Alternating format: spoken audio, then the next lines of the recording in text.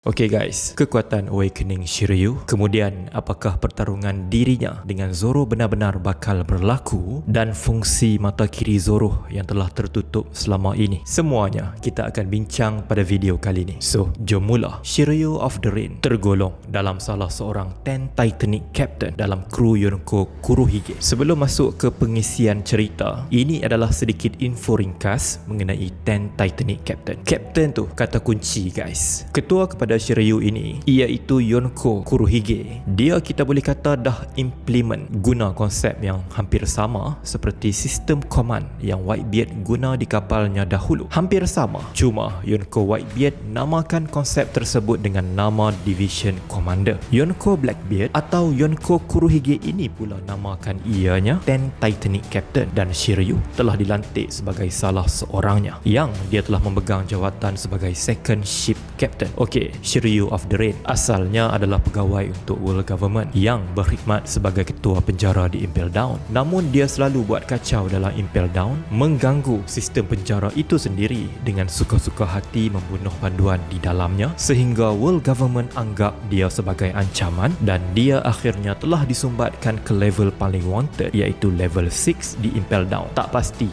dia telah dipenjarakan berapa lama, tak diberitahu, tapi apabila pada satu hari penjara Impel Down telah diceroboh oleh Luffy pada mulanya, kemudian Kurohige pula datang pada waktu yang sama, sewaktu Luffy masih di dalamnya, dicampur pula dengan segorombolan banduan-banduan yang telah berjaya keluar dari sel mereka akibat perbuatan Luffy dan telah bertempiaran di dalam bangunan penjara tersebut, menyebabkan ketua warden Impel Down pada ketika itu mengambil keputusan untuk melepaskan Shiryu bagi membantu mereka tangani krisis yang sedang berlaku dalam penjara tersebut. Shiryu telah dipilih untuk dibebaskan dan diberikan tugasan yang spesifik oleh Magellan, iaitu untuk menghalang kemarahan Kurohige. Namun, berlaku satu plot twist. Shiryu bukan sahaja langsung tidak menghalang, tapi sebaliknya dia telah menerima pelawaan Kurohige untuk join kumpulan lanun tersebut. So, itu ceritanya bagaimana Shiryu boleh terlepas masuk ke kru Kurohige. Sekarang, kita bersembang pula mengenai kekuatan Shiryu of the Rain ini. Kita pecahkan kepada dua, Swordsman dan Devil Fruit Akuma no Mi. 2 tahun lepas, iaitu 2 tahun sebelum timeline dunia One Piece sekarang, Shiryu pada ketika itu dikabarkan memiliki kekuatan yang on par dengan Magellan, dan disebabkan perbezaan faktor pengalaman, Shiryu dikatakan lebih berbahaya daripada Magellan. So, apa yang kita boleh rungkaikan dekat sini? Magellan adalah seorang yang sangat kuat disebabkan kuasa Devil Fruitnya. Magellan dah berjaya awaken atau belum, kita letak tepi dulu, tapi kuasa serangannya adalah bermain dengan hanya 2, hidup atau mati. Tak kena tak apa, tapi kalau kena racun daripada Devil Fruitnya itu, kematian adalah jawapannya. Kena saja memang mati kalau terus dibiarkan tanpa dirawat, sama ada dengan antidote atau dirawat dengan kuasa Devil Fruit. Sebab tu Magellan dikategorikan sebagai individu yang mempunyai kekuatan yang cukup bahaya, dan Shiryu dikatakan on par dengan Magellan. Shiryu tanpa sebarang ability Devil Fruit, hanya berbekalkan kehandalan sebagai seorang swordsman hanya dengan teknik-teknik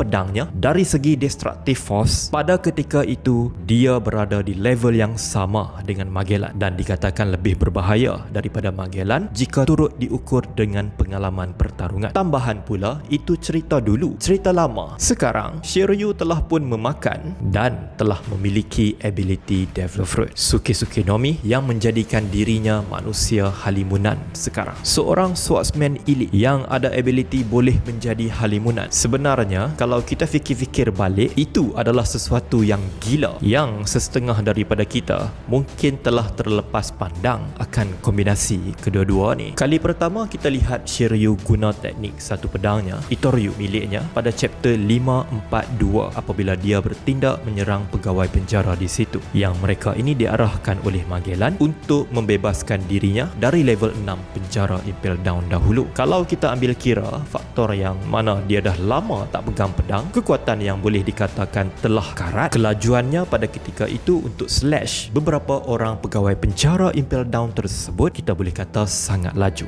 Dahsyat. Okey, sebagai seorang swordsman yang elite, pedang dia juga turut berada di kelas elite, kelas Meto. Dari grade Meto yang mana satu kita tak ketahui, tapi pedang yang bernama Ryu yang bermaksud Thunderstorm itu adalah pedang yang diklasifikasikan sebagai pedang di grade yang berkualiti. Sekarang kita masuk pula ke topik climax, iaitu bagaimana dengan awakening Devil Fruit Paramecia milik Shiryu ini. Kita jangan kata Shiryu tak layak untuk awaken kekuatan Devil Fruit tersebut. Dia ada capability tu. Macam yang Yonko Kaido sebut pada chapter 1045 baru-baru ini, salah satu kunci untuk awakening Devil Fruit seseorang individu boleh akhirnya berlaku adalah mind dan body mereka perlu match, serasi dengan kekuatan buah devil mereka. Jika katakuri yang berada di satu level jawatan yang sama seperti Shiryu di kumpulan Lanun Yonko, jika katakuri berjaya melalui proses awakening ini,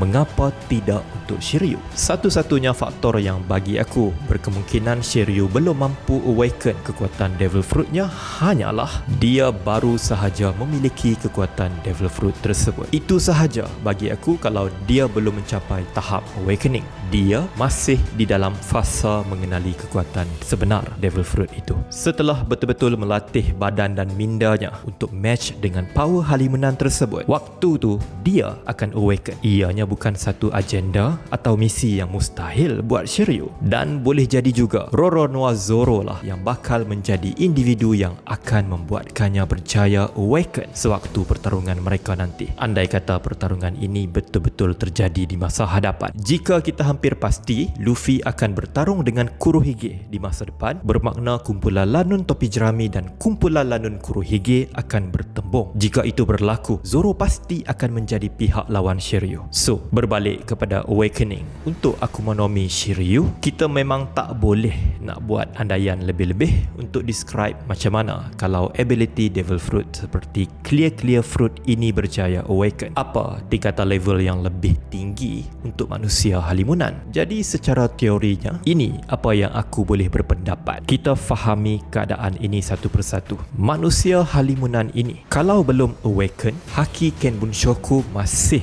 boleh mengesan aura serangan penggunanya lagi. Jika dah mencapai level awaken, dah berjaya bangkitkan ability sebenar halimunan itu, adakah penggunanya akan dapat memadam terus aura serangan yang dikeluarkannya sehingga serangannya tidak dapat lagi dibaca dan dikesan oleh pihak lawannya? Sebab tu tajuk untuk video ni aku letak perkataan ngeri, sebab Shiryu ada kekuatan Devil Fruit ini sekarang. Dia sendiri sebut dia telah dapat satu kekuatan yang sangat-sangat berguna, dan dia adalah seorang swordsman. Fikir mengenai hal ini pun telah membuatkan kita tak senang duduk. Terlalu ngeri jika betul awakening untuk Devil Fruit ini adalah menghilangkan terus aura penggunanya, yang bermaksud setiap serangan, setiap tindakan untuk mencederakan pihak lawan mereka tidak lagi dapat dikesan. Kalau korang masih tak clear, aku bagi contoh. Kalau kita tengok apa yang Rayleigh pernah sebutkan kepada Luffy semasa latihan Haki yang Luffy pelajari daripadanya di Pulau Rukusaina, flashback mengenai latihan Haki pada chapter 891 tersebut, bahawa setiap serangan akan datang bersama-sama will,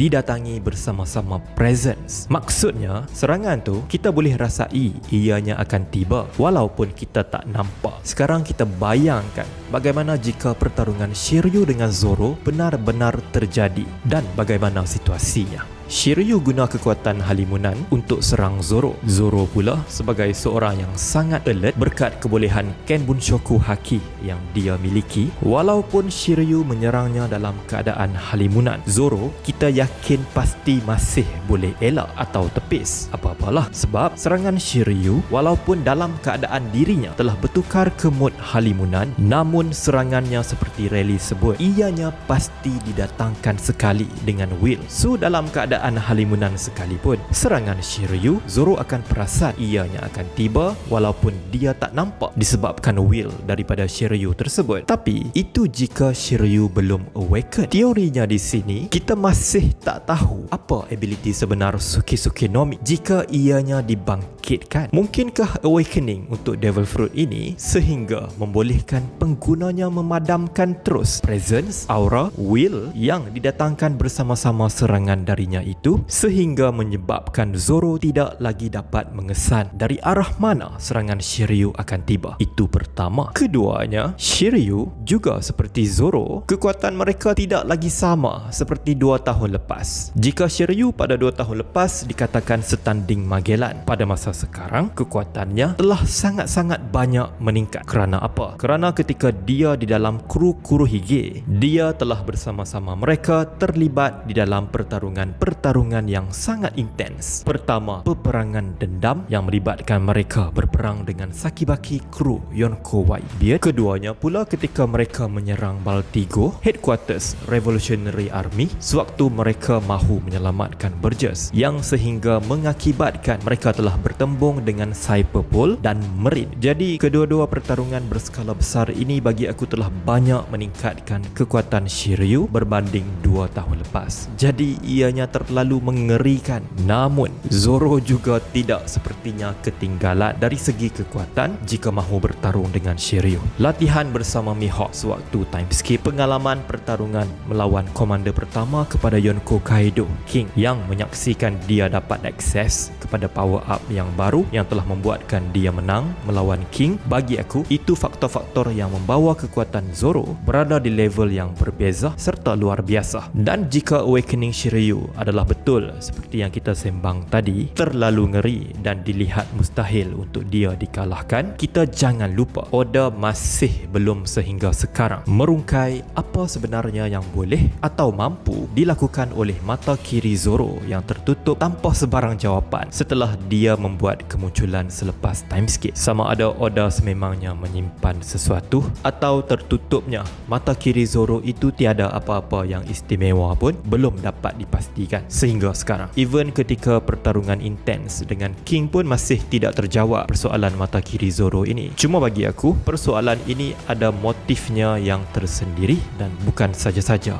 Oda lakukan hal tersebut. Pasti ada motif untuk kejadian di masa depan kelak, dan adakah ianya akan memberi kelebihan untuk berhadapan dengan Awakening Devil Fruit Shiryu. So ini sesuatu yang menarik untuk difikirkan. Okay guys, sampai di sini saja dulu. Tolong subscribe bagi yang masih belum atau yang baru sahaja singgah di channel ni. Jemput share dalam Facebook, WhatsApp, Twitter, Instagram atau mana-mana social media yang anda selesa jika anda rasakan video-video dari channel ini menarik untuk ditonton. Kami akan terus menghasilkan karya-karya yang berkualiti untuk sajian anda. This is for you. You guys sangat-sangat awesome. Terima kasih banyak. Assalamualaikum.